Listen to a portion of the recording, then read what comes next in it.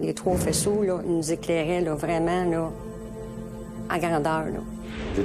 Ça bougeait d'une manière radicalement différente des étoiles et des planètes. C'était quelque chose de très, très différent. Si on fait le décompte des observations d'OVNI dans le monde, on parle de centaines de millions de cas. En juillet 1982, 3 jeunes campeurs pourchassent un animal qui les a réveillés au milieu de la nuit. Mais les chasseurs amateurs deviennent rapidement le gibier. Un soir de 1996, les autorités du Yukon sont inondées d'appels. Village après village, des dizaines de témoins rapportent avoir vu un ovni dans le ciel. En 1961, un couple quitte Montréal pour retourner à Portsmouth. Une lueur étrange dans les montagnes blanches effacera tous leurs souvenirs de cette nuit terrifiante. Les visiteurs, à dossier mystère.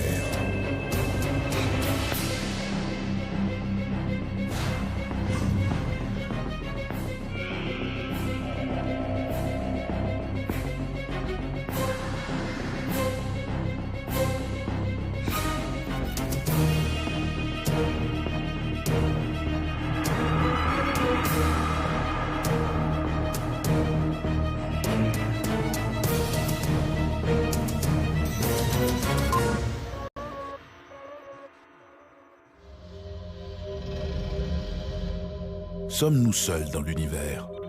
Plusieurs regardent les étoiles en se demandant combien de mondes habités existe-t-il sur les planètes lointaines. Mais il arrive à l'occasion que ce qui attire notre regard vers le ciel, ce ne sont pas les étoiles, mais une étrange lumière qui se dirige vers nous. C'est précisément ce qui s'est passé pour une résidente de Sainte-Dorothée de Laval.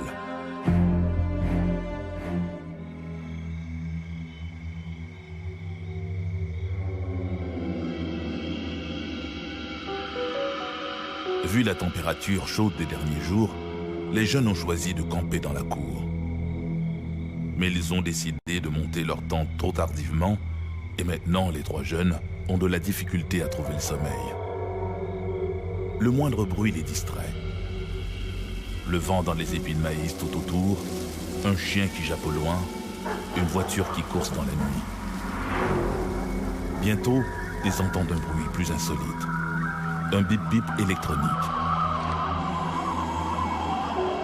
Une curieuse fréquence inexplicable, un bruissement dans les épis de maïs, attire maintenant toute leur attention.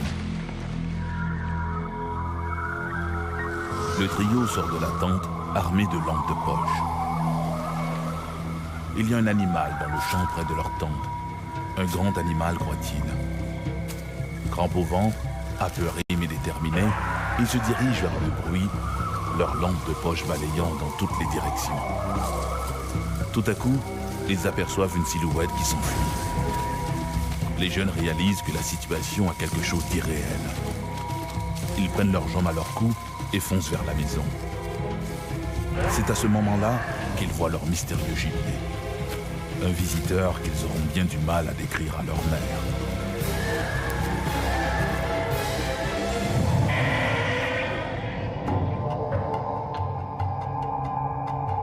À partir des années 1950, les scientifiques, le public et les médias commencent à s'intéresser à la conquête de l'espace. Simultanément, les citoyens qui rapportent avoir vu des objets volants dans le ciel se multiplient. Les journalistes sont à l'affût de la moindre observation et les groupes d'enquête ufologique poussent comme des champignons. Ça a été une époque fabuleuse. Pendant les années 50, les années 60 et même une bonne partie des années 70, c'était incroyable. D'abord, dans un premier temps, les témoins n'hésitaient pas à se nommer. Je m'appelle Jean Cazot, j'ai vu un ovni, il faut que je vous raconte ça. Les journalistes se précipitaient, on prenait des photos, on faisait des dessins, on mettait ça quasiment en première page des journaux. C'était fabuleux. Cet engouement pour les ovnis va à la longue attirer des auteurs aventuriers de tout acabit en mal de fortune et de célébrité. Les publications se succèdent. Lorsque est arrivé les années 70, il y a quelque chose qui s'est passé. D'abord, il y a eu, premièrement, des gens qui se sont mis à parler de nos frères de l'espace. Adamski, qui a voyagé, s'est rendu jusqu'à Vénus.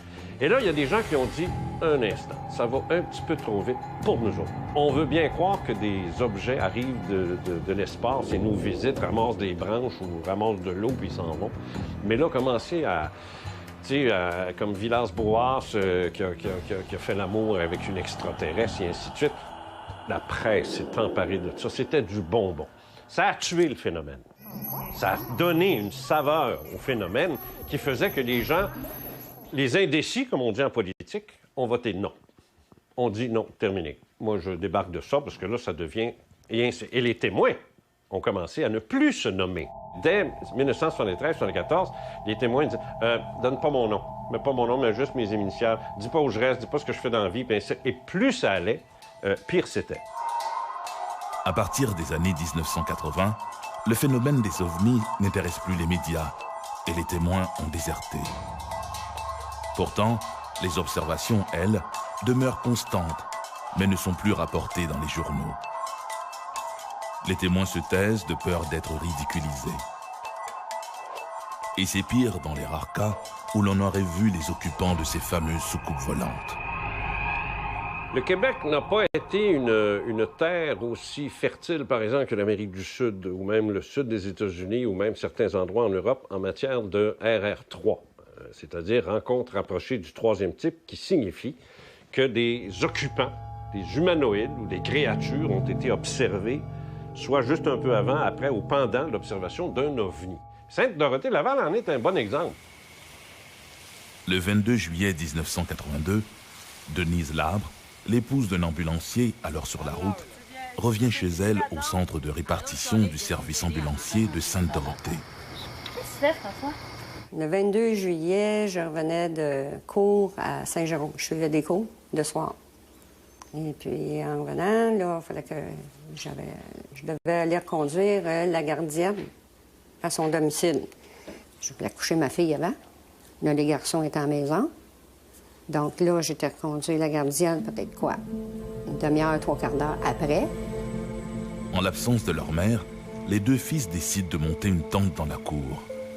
Après ça, quand je suis revenue, bien là, les garçons étaient à l'extérieur, puis là, ils voulaient absolument aller coucher dans la tente. Ils voulaient se monter une tente, puis aller se coucher dans la tente. T'as-tu notre tente? On l'a quasiment fini. On l'a monté tout ça. Puis là, quand les garçons décident de vouloir faire la tente, d'aller coucher dehors, bien là, il est minuit passé. Ces jeunes sont ses fils François et Michel et leur ami Stéphane Lebeau. Fait que le plus jeune était avec moi à l'extérieur, accoudé à un véhicule d'urgence. Puis les deux plus vieux étaient à monter la tente à l'extérieur. Donc, il était peut-être aux alentours de minuit. De fil en aiguille comme ça, le plus jeune, il me dit « Ah, il ment, il dit, regarde, il dit dans le ciel, il dit, il y a une grosse lumière. » Je dis, c'est pas grave, ça. J'ai dit, le corridor des avions, c'est ici, là. Regarde, c'est normal, là. Il y a des lumières. Il dit, non, non, non. Il dit, la lumière a grossi parce qu'elle s'en vient vers nous autres. Au fur et à mesure qu'il se rapproche, elle peut discerner des détails. Là, à un moment donné, non, c'était pas un avion, justement. C'était pas ça. Fait que, plus ça allait, plus c'était gros. Puis là, on est là, puis on regarde, puis là, j'essaie de crier aux deux autres qui sont dans la tente en train de faire les lits, préparés. Puis là, je crie, mais je crie pas. Ça sort pas. C'est le coup. Mais à un moment donné, eux, ils l'ont vu parce qu'ils ont vu la lumière que ça a fait au-dessus de la tente. Fait que là, ils ont sorti, puis là, ils ont regardé, puis ils ont fait « Wow! » Et là, c'était comme... Ils sont emmenés vers moi, là, puis là, on est resté là pas mal longtemps. C'est rendu au-dessus de nous que là, c'est ces trois faisceaux-là. Puis en dessous de la sphère, les trois faisceaux, là, nous éclairaient, là, vraiment, là, en grandeur, là. Fait que, puis là, le plus jeune, il avait peur, c'est sûr. Fait que je dis, non, non, non, non, regarde, si on bouge pas, il n'y a pas de problème, regarde, on va juste regarder, puis on bougera pas, puis on va juste admirer. Ça faisait aucun bruit, rien du tout. Pas de bruit pour réveiller quelqu'un. À moins que tu sois dehors ou que tu sois debout, puis tu regardes par la fenêtre, puis là, tu vois. Fait qu'en fin de compte, Là, à un moment donné, ça a commencé à plus bifurquer vers la droite. Puis là, quand ça a parti dans un ruisseau, puis ça a parti au-dessus. Il y avait des logements, des 3 logements sur le côté de droite. Ça a parti au-dessus des logements. Donc là, j'ai dit aux plus jeunes, j'ai dit, t'as trop peur, tu veux pas aller coucher dans la tente? Viens-t'en avec moi dans la maison. Donc là, le plus jeune, il dit, non, il dit, je vais être correct, je vais aller coucher dans la tente. J'ai dit, de toute façon, je vais laisser la porte débarrée. Parce que si vous avez besoin d'aller au petit coin ou vice-versa, ou si vous avez trop froid, vous voulez aller coucher dans vos lits, il n'y a pas de problème. Donc, ils ont dit, non, c'est correct, OK, on va aller coucher dans la tente.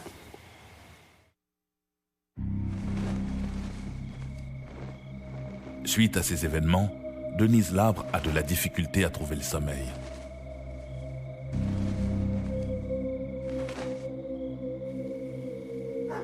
Étendus sur leur sac de couchage, les jeunes s'interrogent sur cet objet mystérieux. Tout le monde finit malgré tout par s'endormir. Vers 3 heures du matin, les garçons entendent des bruits curieux, comme des bip-bip électroniques. Inquiets, ils essaient de voir ce qui se passe à l'extérieur. Il n'y a apparemment rien d'anormal, sauf cette curieuse fréquence.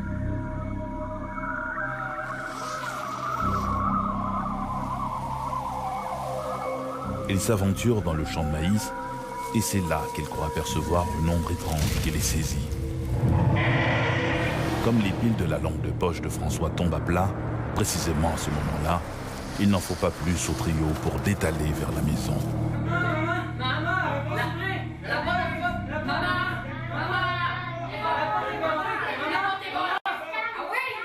Quand ils sont rentrés, ils ont dit « Maman, t'as pas débarré la porte elle ne voulait pas s'ouvrir. » Donc là, j'ai dit, sur l'effet de la panique, t'essayes d'ouvrir une porte, tu penses qu'elle est barrée, mais elle n'est pas. Là, ils sont arrivés, puis là, les 3 sont mis à se tordre de douleur. Là, j'ai dit, non, ça, c'est l'effet de panique. Mais là, les 3, la même chose, la même douleur. Durant toute la nuit, là, que j'ai réussi à les calmer, puis là, c'est là qu'ils m'ont conté qu'ils avaient vu quelque chose d'épeurant, avec des grands yeux oranges. Ils ont essayé de m'en faire la description, mais là, c'est la cacophonie, les 3, là. Ça veut tout expliquer en même temps, puis ça veut tout dire en même temps. Mais là, ils ont commencé à me donner la frousse, par exemple. C'est seulement que le lendemain qu'on a décidé de communiquer avec le corps policier.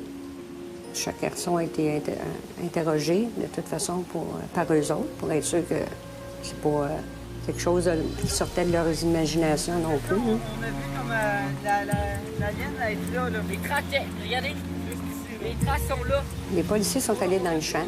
Ils ont été voir autour de la tente. Ils ont descendu un bon chemin. Puis là, ils ont vu qu'il y avait des branches écrasées par terre. Ils ont vu qu'il y avait des pistes par terre. Là, ils ont dit OK. Ils ont communiqué avec Dorval à savoir s'ils avaient vu quelque chose sur leur radar quelconque.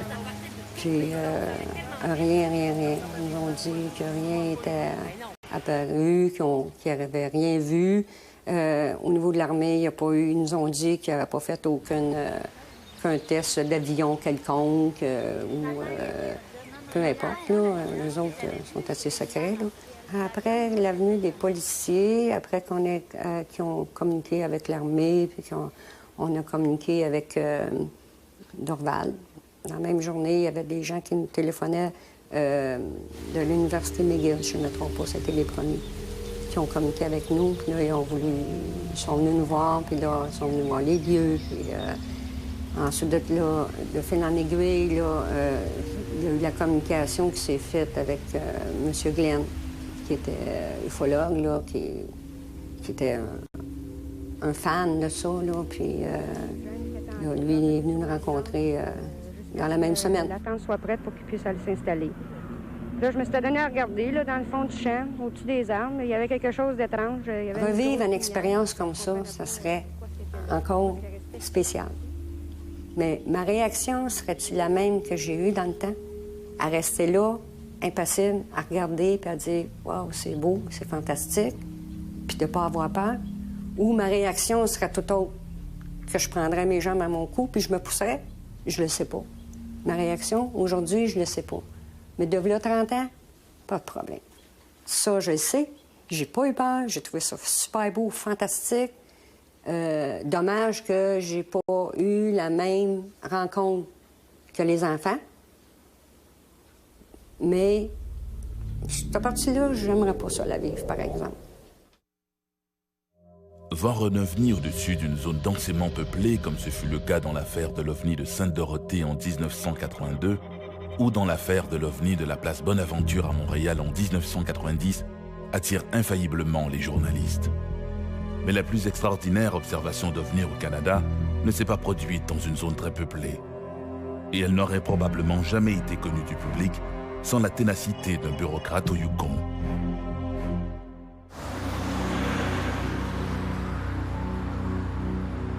Un couple roule sur l'autoroute 2, l'autoroute du Klondike, juste à la sortie de Pelly Crossing. Soudain, ils remarquent toute une série de lumières blanches et oranges qui se déplacent en groupe. Au début, les témoins pensent à plusieurs avions volants en formation. Mais au fur et à mesure que les lumières se rapprochent, ils comprennent qu'ils n'ont pas affaire à un groupe d'objets, mais à un seul engin muni de lumière tout autour de sa partie centrale. L'engin se déplace trop lentement pour être un aéronef conventionnel. Pour mieux jauger ses mouvements, les témoins se rangent sur le bas-côté de la route. L'objet inconnu traverse l'horizon juste devant eux. Il est immense, plus grand qu'un jumbo jet. On dirait une espèce de sphère aplatie. Les témoins n'ont jamais rien vu de tel, et ils ne sont pas les seuls. En cette soirée du 11 décembre 1996, ils seront des dizaines à observer cet engin inconnu. Un engin que l'on croirait sorti tout droit du film, La rencontre du troisième type. Le 11 décembre 1996, 4 personnes roulent en direction nord, près du village de Carmack, au Yukon. Il est un peu plus de 19 heures. C'est à ce moment-là qu'ils observent une série de lumières inhabituelles qui traversent le ciel. Ils ont l'impression que ces lumières sont accrochées à un objet gigantesque et sombre dont ils ne devinent que la silhouette. À quelques kilomètres de là, à Carmack, un autre groupe de gens s'installe pour regarder la télévision. L'un d'eux remarque, par la grande baie vitrée, la présence d'un chapelet de lumière rouge, jaune et orange. Au nombre des témoins, 2 jeunes enfants regardent le spectacle, convaincus qu'il s'agit du Père Noël et de ses rennes volants. L'un des cas les mieux documentés de l'histoire canadienne s'est produit en décembre 1986. Ce qu'il y a de remarquable, c'est qu'autant de gens aient vu un objet franchement inhabituel, et mieux encore, que tous ces témoins l'aient observé indépendamment les uns des autres. Une femme et son frère roulent le long de la Klondike Highway quand ils aperçoivent au loin des lumières qui évoluent en silence dans le ciel. Je revenais de Whitehorse avec mon frère et nous approchions de la route de Pelly, à quelques kilomètres de Pelly. Lorsqu'il a regardé de côté et s'est exclamé « Holy shit !» Il regardait vers le ciel, alors j'ai suivi son regard et j'ai aperçu une sorte d'amas d'étoiles et j'ai immédiatement réalisé qu'il s'agissait d'un vaisseau. En fait, ça voyageait à très, très basse vitesse et je pouvais l'apercevoir au-dessus des collines qui passaient devant la Grande Ourse. C'était de la même taille que la Grande Ourse. À peu près au même moment, un autre automobiliste s'arrête dans l'accotement afin de pouvoir mieux observer le phénomène lumineux auquel il assiste depuis déjà quelques minutes. L'objet, qui passe bientôt au-dessus de l'homme, ne présente qu'une structure lisse, sans renflement ni aspérité. Seule cette puissante lumière blanche est visible sous la base.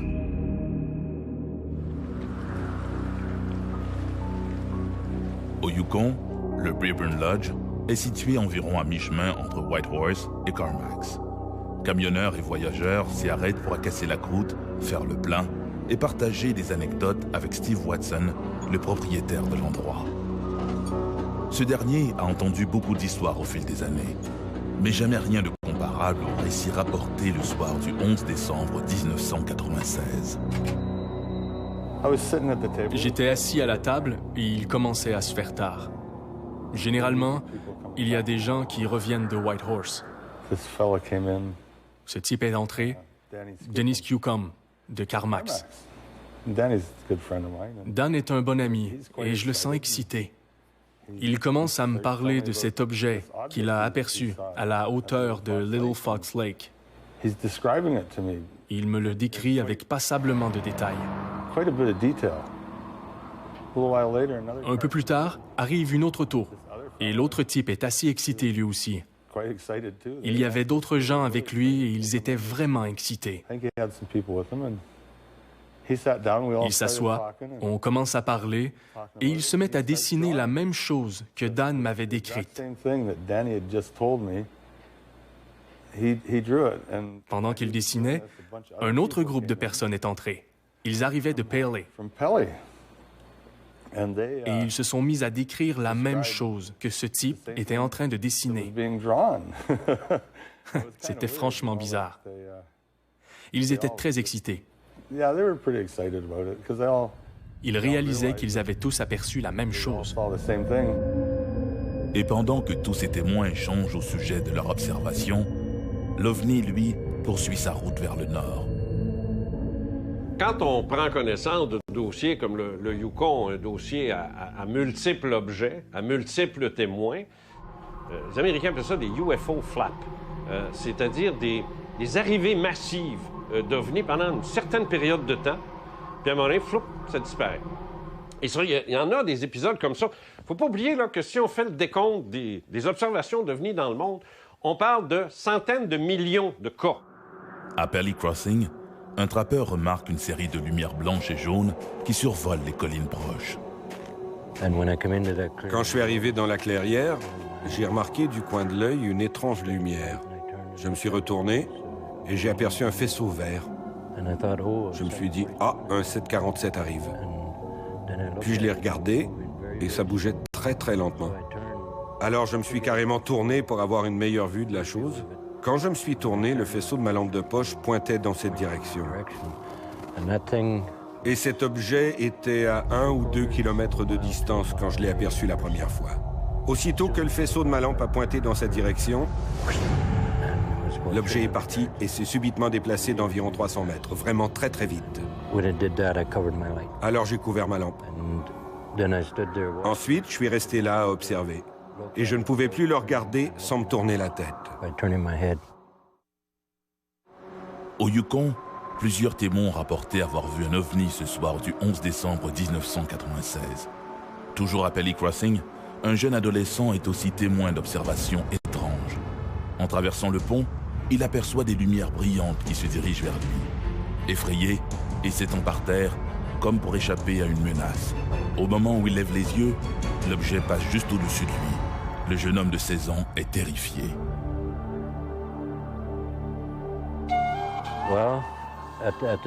À ce moment, j'étais surtout émerveillé. Cette chose pouvait bouger en silence. Aucun bruit de moteur, comme si ça flottait. Et d'après ce que je comprends de l'aérodynamique, on ne peut pas faire ça. Alors je me suis dit, c'est fabuleux.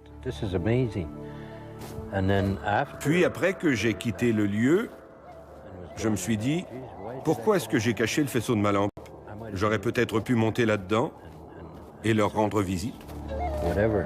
Je dirais que nous l'avons observé durant quelques minutes, puis les lumières ont fait bling, bling, bling sur différentes sections du vaisseau spatial, puis il est disparu. On ne pouvait plus le voir du tout. Et nous n'avons rien entendu. Après ça, je suis rentré à la maison vers 22 h et ils regardaient une vidéo. Et croyez-le ou non, c'était Independence Day. Ils en étaient à la scène où le vaisseau spatial s'ouvre pour lancer son rayon. Je suis rentré tout excité et je leur ai dit « Vous ne devinerez jamais ce que j'ai vu ». Et je leur ai raconté mon histoire. Tout le monde s'est mis à avoir peur. Durant une bonne semaine, les petits-enfants ont refusé de sortir. C'était une totale surprise, tant pour mon frère que pour moi. Alors, Je lui ai demandé « Que penses-tu de ça? » Et il m'a répondu « C'est peut-être nous, dans le futur, qui revenons pour nous voir. » Le plus intéressant dans cette affaire, c'est que ces gens ne se sont pas précipités pour rapporter leurs observations. En fait, il y a eu un excellent travail fait par l'ufologiste Martin Jezik. J'ai vécu au Yukon durant environ 8 ans. Et pendant que j'étais là-haut, j'ai enquêté sur les observations d'OVNI. C'était très bien. Ça m'a permis de rencontrer beaucoup de gens et d'étudier des cas très intéressants. Avec la minutie d'un détective, il va retrouver pas moins de 31 témoins. Selon lui, l'OVNI n'était pas un aéronef conventionnel, mais plus vraisemblablement un engin d'une technologie non humaine. Non conventionnel, qui bouge très rapidement, qui ne fait pas de bruit, qu'on ne peut expliquer autrement que par une technologie qui n'appartient pas à notre monde. Martin Jezik a été incapable d'arriver à quelque conclusion que ce soit concernant la nature de cet objet. On a vérifié auprès des autorités militaires canadiennes qui ont affirmé qu'il n'y avait rien dans cette zone à ce moment-là. Les observateurs ont tous affirmé qu'il ne pouvait s'agir ni d'un avion, ni d'une montgolfière. Ce n'étaient pas des étoiles ou des planètes non plus parce que ça bougeait d'une manière radicalement différente des étoiles et des planètes. C'était quelque chose de très, très, très différent. Nous ne savons pas si c'était une soucoupe volante en provenance de Mars ou de Vénus, mais c'était quelque chose de franchement inhabituel. Qui sait si c'est de fabrication humaine ou extraterrestre? Mais en bout de ligne, ils ont bien vu ce qu'ils ont vu. Cette région est réputée pour les observations de trucs inexplicables qui y sont faites. Alors qui sait? C'est peut-être une hallucination collective, mais j'en doute. L'hallucination collective, ça n'existe pas. C'est un mythe, c'est une invention. Pour qu'elle soit vraie, l'hallucination collective, n'en déplaise aux sceptiques, il faudrait qu'on prouve que la télépathie existe. Ce serait la seule façon de dire « J'ai vu quelque chose, je te l'ai transmis télépathiquement et je l'ai fait à la communauté qui était présente sur les lieux. Ils ont tous vu la même image que moi. On vient de prouver la télépathie le jour où on prouvera l'hallucination collective. » Ce sera déjà un bon bout de fait. Les autorités canadiennes n'ont jamais enquêté sur le cas, que ce soit par la GRC, les Northern Rangers ou qui que ce soit, à notre connaissance. Mais Martin Jezik a rédigé un rapport qu'il a remis à tous les membres de l'Assemblée législative du Yukon. Je l'ai expédié à tous ceux qui en faisaient la demande, à Louis Hardy, premier ministre à l'époque, au quartier général de la GRC à Whitehorse, au DND à Yellowknife, ainsi qu'à plusieurs communautés. Et essentiellement, ce que je demandais, c'était qu'il y ait un échange d'informations sur ce cas. Au bout d'un an, nous avons reçu une réponse de la Défense nationale qui nous informait qu'on avait remis le rapport à un groupe d'ufologistes au Manitoba qui agit en quelque sorte comme une centrale de collecte d'informations en ce qui a trait aux observations d'OVNI. Mais ce n'est qu'une organisation similaire à la nôtre. Finalement, nous avons tourné en rond et il n'y a eu aucune reconnaissance officielle. Depuis l'incident de Roswell en 1947, le sujet des ovnis a suscité la controverse et a donné naissance à plusieurs théories de conspiration quant à la véritable nature de l'objet qui s'est écrasé. Ce serait une grave erreur de dire que le phénomène OVNI date de 1947, le 24 juin, ou même 1946, comme certains disent en Scandinavie, avec les Foo Fighters et des choses du genre, ou même pendant la guerre, 1945. Ce serait une erreur, parce que qu'est-ce que c'est 1947, dans le fond? C'est la découverte par les gens du phénomène OVNI. Ça, c'est une autre affaire. Découverte collective. Pourquoi? Parce qu'évidemment, on a la radio maintenant. Ce qu'on n'avait pas autrefois. Là, on a la radio, la télévision qui s'en vient depuis de plus en plus. Alors, dans les années 50, c'est très clair là, que maintenant, c'est la médiatisation du phénomène OVNI qui a commencé en 1947. Personne n'en parle parce que les gouvernements refusent d'admettre que la chose existe. Les gouvernements aiment se percevoir comme s'ils étaient nos parents. Ils nous rassurent en nous disant que tout va bien, que tout est sous contrôle. Admettre une telle histoire reviendrait à admettre que tout n'est pas sous contrôle. Le lendemain, je me suis rendue au bureau de poste et il y avait un agent de la GRC. Je lui ai dit, hier, j'ai vu ce gros ovni qui nous a survolé hier soir. Et il m'a répondu, c'était pas un ovni, c'était un météorite qui se fractionnait. Alors je lui ai répondu, eh bien, j'espère que tu ne te trompes pas parce que si tu as raison, sache qu'il y avait quelqu'un derrière le volant qui conduisait. Sommes-nous seuls dans l'univers? Était-ce un ovni que tous ces gens ont vu? peut-on prouver l'existence de créatures extraterrestres? Jusqu'à maintenant, toutes ces questions demeurent sans réponse. Si vous observez le ciel, vous verrez peut-être ce que j'ai vu. Et si vous le voyez, croyez-y. Si vous ne le voyez pas, ne méprisez pas ceux qui l'ont vu. Il y en a trop. Trop de gens qui rapportent leur histoire pour que ce soit un canular. Trop de gens les ont vus. Ils sont là.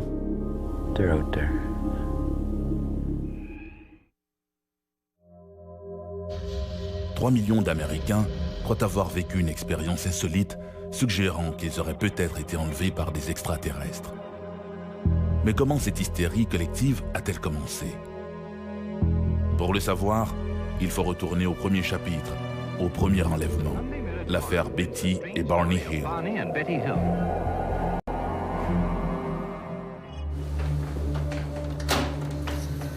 Le docteur Benjamin Simon procède à la séance d'hypnose.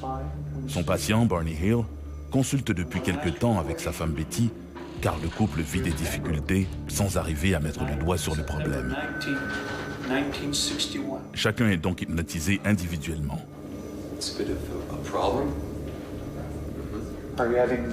Pourtant, une fois sous hypnose, l'homme et la femme racontent le même événement terrifiant.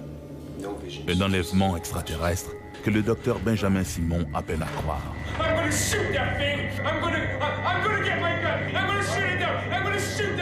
Ces séances de transe hypnotique, imposées à Barney et Betty Hill, donneront naissance au premier cas d'enlèvement et bouleversera le monde de l'ufologie. L'affaire Betty et Barney Hill débute dans la soirée du 19 septembre 1961. On est en présence ici d'un couple interracial. Elle est blanche, lui est noir, ce qui est relativement rare au tout début des années 1960 quand on sait la ségrégation qui sévissait alors aux États-Unis. À la suite d'un séjour aux chutes du Niagara, Betty et Barney Hill quittent Montréal afin de regagner leur domicile de Portsmouth, au New Hampshire. Le 19 septembre 1961, mon mari Barney et moi-même étions à Montréal. Nous avons écouté un bulletin météo qui annonçait qu'un ouragan remontait la côte Est et frapperait probablement notre ville de Portsmouth. Alors nous avons décidé de retourner à Portsmouth afin d'arriver avant l'ouragan. Barney Hill et sa femme Betty s'engagent donc sur la route nationale 3 qui mène au cœur du parc national des Montagnes Blanches. C'était après la saison touristique et nous savions que les montagnes seraient désertes, qu'il n'y aurait pas de service. Alors, nous avons passé la frontière et nous avons fait un arrêt à Colebrook pour faire le plein et manger un morceau. Ainsi, nous savions qu'il était environ 22 heures lorsque nous avons quitté Colebrook. Au moment de quitter le restaurant, Barney estime qu'il devrait arriver chez eux entre 3 heures et 4 heures du matin. Étant bien reposé, il se sent d'attaque pour faire le trajet sans arrêt jusqu'à destination. La nuit était claire, le ciel dégagé, la lune brillait et allait être pleine quelques jours plus tard. Nous conduisions à travers les montagnes lorsque j'ai aperçu une nouvelle étoile dans le ciel. Et pendant que je la regardais, elle devenait plus grosse et plus brillante. Et la première chose à laquelle j'ai pensé, c'était que c'était une comète sur le point de frapper la Terre. Alors nous avons arrêté l'auto afin de mieux regarder. Un peu au sud d'Indian Head, Barney Hill décide de descendre de sa voiture et, armé d'une paire de jumelles, il s'avance à travers champs pour mieux détailler cet objet qui se trouve à ce moment-là à la hauteur de la cime des arbres. C'est passé devant nous, puis ça a changé de direction. Et c'est passé devant la Lune. Et nous avons aperçu des lumières multicolores qui l'entouraient. Puis ça a tourné et commencé à se diriger vers nous. Alors nous avons repris la route vers le sud et nous avons roulé environ 30 000. Nous n'avions aucune idée où se trouvait cet engin. Il voit une espèce d'engin formé de 2 crêpes, l'une sur l'autre, avec des hublots carrés. Et au moment où il observe, il voit des ailes delta qui se déploient derrière l'objet. Derrière ces fenêtres carrées, il observe une sorte d'équipage, une dizaine de créatures dont l'une semble le regarder avec énormément d'intensité. J'ai baissé la vitre et j'ai agité la main en disant « Hi ». Et environ un demi-mille plus au sud, ils ont survolé l'autoroute et se sont arrêtés. Mon mari avait fait la Seconde Guerre mondiale, alors il est sorti pour identifier l'appareil.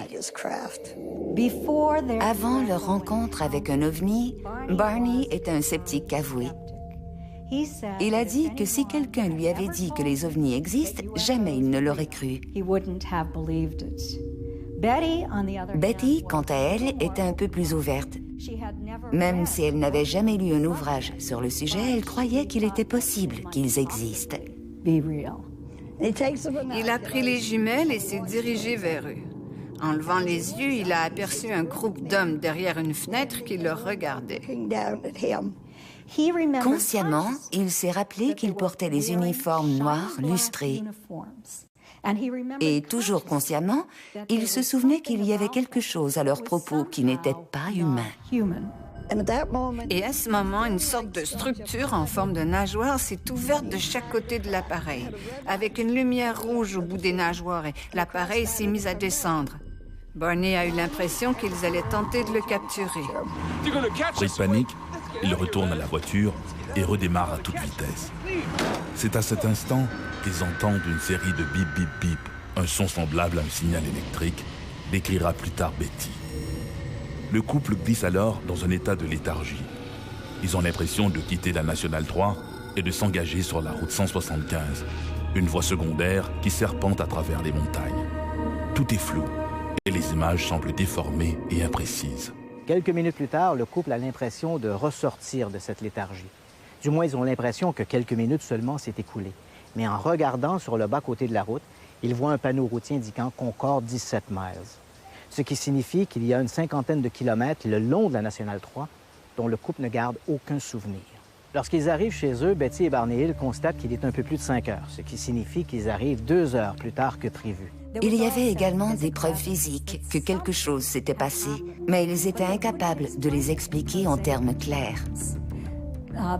La robe de Betty était impeccable lorsqu'elle l'avait mise le matin du 19 septembre 1961. Mais lorsqu'elle l'a retirée au matin du 20 septembre 1961, elle était déchirée à 3 endroits. Et Betty était incapable d'expliquer pourquoi. Le dessus des chaussures de Barney était si râpé que, après cet événement, il ne les a plus mises que pour faire des travaux de jardinage. C'était un homme très méticuleux en matière de tenue vestimentaire. Leur montre avait cessé de tourner et n'allait plus jamais fonctionner. La courroie des jumelles que Barney portait autour du cou et qu'il avait utilisée lors de cette rencontre était brisée, une courroie de cuir. Et il y avait des taches brillantes sur le coffre de la voiture, des taches qui n'étaient pas là la veille. Au début, nous nous sommes rappelés avoir vu l'homme sur la route, mais nous ne pouvions pas aller plus loin. Alors nous retournions sur les lieux environ une fois par mois, en nous disant que si nous pouvions retrouver l'endroit où nous avions vu l'homme sur la route, nous pourrions nous rappeler ce qui s'était passé. Et nous commencions à retrouver des parcelles de souvenirs, mais rien de vraiment concluant. Puis la santé de Barney a commencé à décliner et, comme il ne répondait pas aux médicaments, son médecin l'a référé à un psychiatre.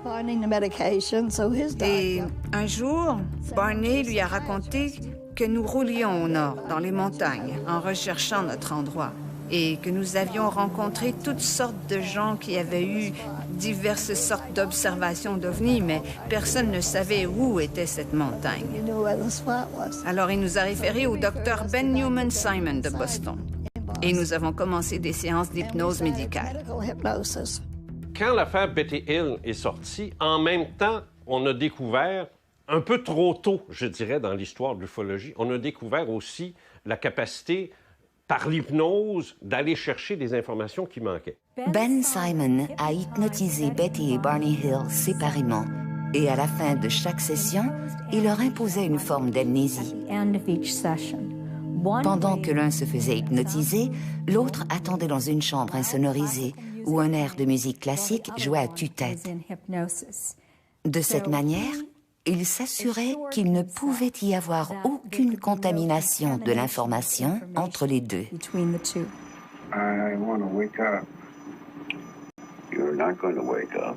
You're in deep sleep. You're comfortable, relaxed. This is not going to trouble you. This creature, this leader is telling me something. How? How's he getting it to you? I can see it in his face. Do you see his lips move? Yes. No, his lips aren't moving. He's looking at me. What did he tell you? Stay there and keep looking. Just stay there, he's saying to me. It's pounding in my head. Just pull the binoculars away. God, give me strength. All right. Pull them down. Run! Pull these binoculars down and run! God! All right. Calm down. Calm down. En psychiatrie moderne, il est clair, entendu, que personne ne peut faire le même rêve. En même temps, en tout cas. Impossible. Betty et Barney Hill ont raconté sous hypnose exactement le même scénario, la même chose, le même endroit, le même personnage, les mêmes événements, les mêmes émotions. Et le transfert d'informations s'est fait sous hypnose et non pas à l'état d'éveil, et séparément. Alors, il est très clair, c'est un des plus beaux cas, c'est sûr, il est très clair qu'ils ont vraiment vécu quelque chose.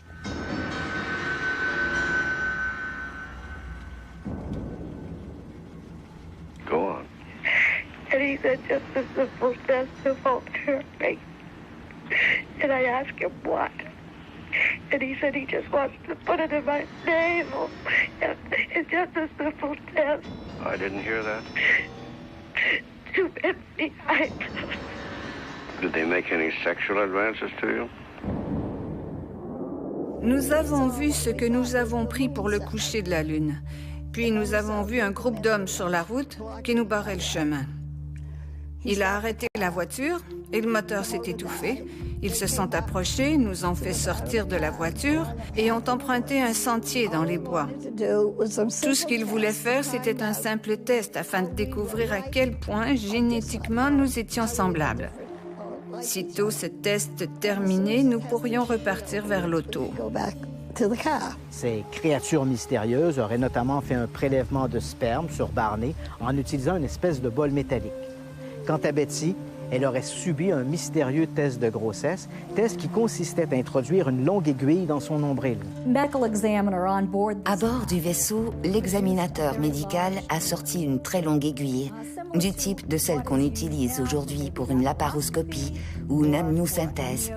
Et cette aiguille a été enfoncée dans l'abdomen de Betty, provoquant une douleur atroce. De fait, même sous hypnose, le souvenir lui a créé un tel traumatisme que le docteur Ben Simon a dû mettre fin prématurément à la session. À l'homme, je lui ai dit « Je sais que vous n'êtes pas de cette planète. D'où venez-vous » Et il m'a montré une carte des étoiles. Personne n'a réellement examiné cette carte des étoiles autant que cette femme brillante et extraordinaire, originaire de l'Ohio, Marjorie Fishted, qui l'a étudiée durant 4 ans. Elle avait prévu qu'elle aurait à jongler avec plusieurs hypothèses en étudiant la carte que Betty avait dessinée, suite à une suggestion post-hypnotique de la part du Dr Ben Simon. Comme je le disais, elle s'attendait à se retrouver face à plusieurs hypothèses, mais au bout du compte, il n'y en avait qu'une seule. Ensuite, ils ont amené Barney dehors, puis je me suis rendue à la voiture et nous avons regardé l'engin partir. Il s'est élevé, puis il est disparu. Lorsqu'on observe réellement les preuves, je ne crois pas qu'on puisse dire que Betty et Barney n'ont pas été enlevés. Il y a simplement trop de preuves qu'ils l'ont été. Il nous avait dit qu'il allait nous faire tout oublier. Je lui ai répondu « Vous n'y arriverez pas avec moi. D'une manière ou d'une autre, je vais me rappeler. » Et je l'ai fait. Mais si ça avait pu arriver dans les années 70, je pense que ça aurait grandement aidé l'ufologie. Là, ça s'est perdu. Parce qu'après Hills, on n'a plus entendu parler de rien. chaque année, on enregistre des dizaines de récits d'observations d'OVNI impossibles à associer à un phénomène météo connu ou à un nouveau prototype militaire. Ces témoignages défient toute explication rationnelle. Pour ces témoins, la question est maintenant de savoir combien de mondes lointains ont déjà pris contact avec nous. Si nous avons déjà été visités, nous l'avons été par qui ?